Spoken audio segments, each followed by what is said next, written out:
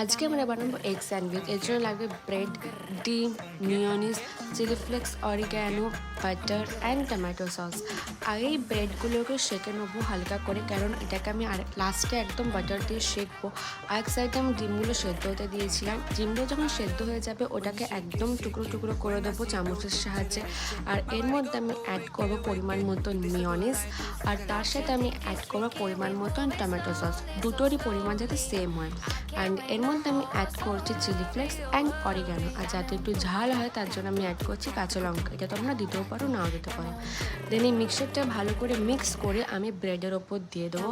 আর তার উপর থেকে আমি দিচ্ছি পেঁয়াজ আর টমেটো।